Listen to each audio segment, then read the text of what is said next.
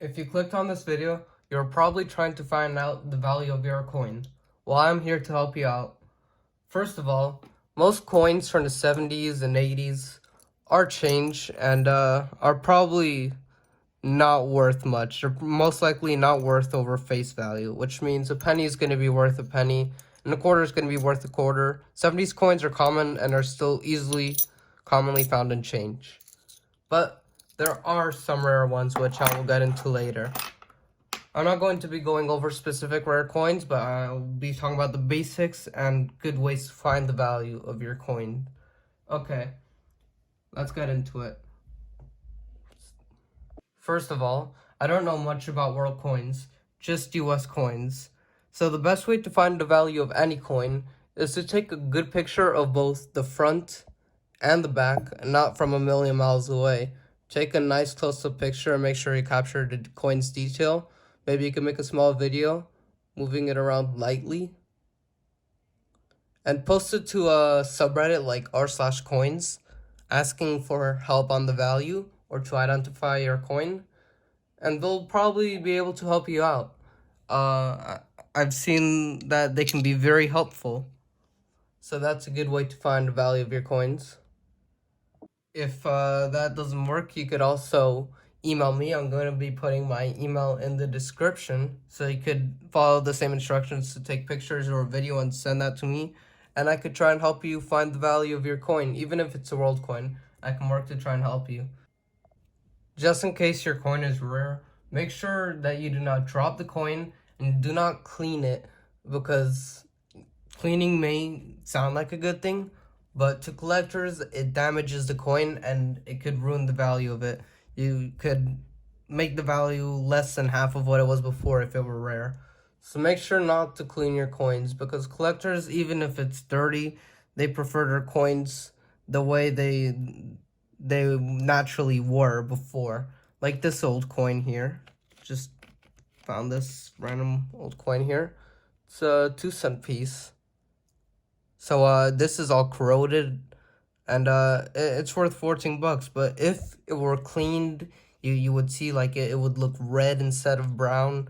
It would have harsh marks around it from the cleaning. It would probably be worth half that, like $7. So make sure not to clean your coins, because most collectors, they prefer their coins the way they were. So here are some coins that are commonly found and thought to be rare, but not rare. Any penny from 1959 and newer.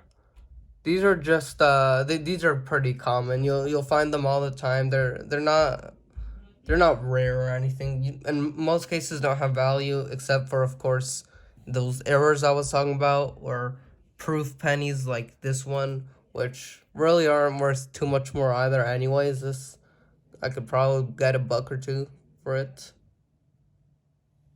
But yeah, so that's one of them. Any nickels from 1938 in New York also usually don't have value, with the exception of key dates, which you can find on websites like pcgs.com or other websites. I'm gonna try and put some down below in the description, but there's some coin collector websites that could help you out, or you could just ask communities like r/coins or r/CRH, which is for r/coin roll hunting. They know their key dates on denominations. And there's also the exception of war nickels, which were made from 1942 to 1945, World War II nickels. And the way you could tell you have a war nickel is if it has a letter here on top of the building, because only war nickels had those, and every war nickel had a letter on top of the building, with the exception of Henning nickels, which is something I won't get into because it's just too complicated for non-collectors. But some guy made fakes without them. They're worth more if you manage to have found one, which would be pretty rare. I think they're worth like $100. I'm not gonna get more into that. Dimes and quarters from 1965. Most times, of course, except for errors and proofs, I'm gonna stop mentioning that, but they're worth 25 and 10 cents face value. They're not worth extra. And $50, 1971 in newer, same thing except for errors and proofs. And same for dollars, except for some special dollars. So dollars have an exception. Most dollars you will find look like this. They have no letter or a D. But there are some special dollars that were made, some silver ones, and the only way you could tell is, first of all, they're shinier. But the easiest way to tell, this confirms it. If it has an S over there, doesn't stand for silver, it stands for San Francisco. That's where it was made, but San Francisco made only silver ones of these, while the other two mints made only clad ones, which are worth $1 today. These are worth more. This one's probably worth like $10. It's a nicer shape. So yeah, that's about the basics for the denominations that you guys are used to. There are other denominations that they made back then. For example, the half cent. That's one of them. Most of them are worth quite a bit. Between like 50 and millions, depending on which ones you have. It all depends on the date. They also made 2-cent coins, and they made a couple variations of 3-cent coins. Let me take some out. They made a very tiny one. Maybe you have this one. This one's actually the rarer of the two variations, and the more common one is one not made of silver. It's made of nickel. Trying to pick it up, but it's stuck to my table, of course.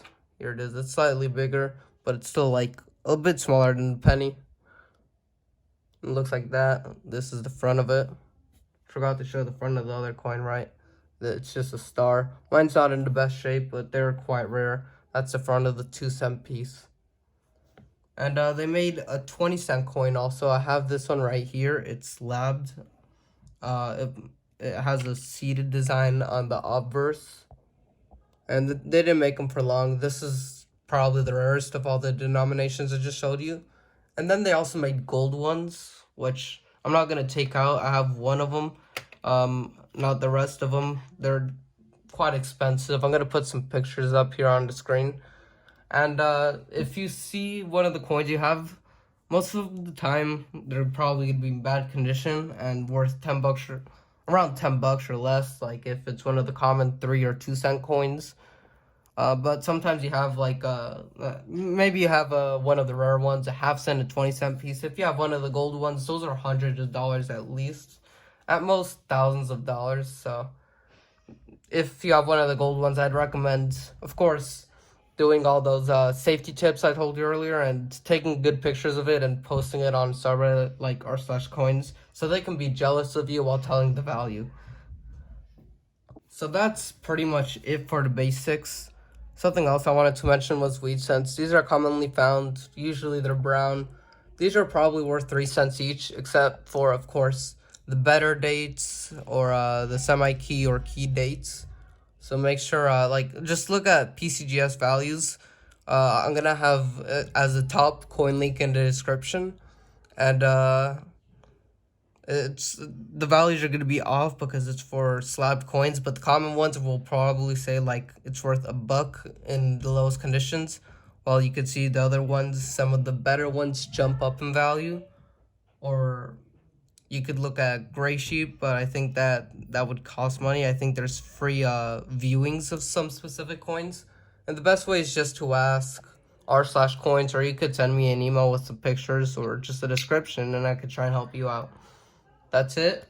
Thanks for watching. I hope that I helped you guys out. If not, my email's in the description. The coin links are in the description. Everything's in the description. So I hope this can help you out. And I'll, probably not see you again. But thanks for watching.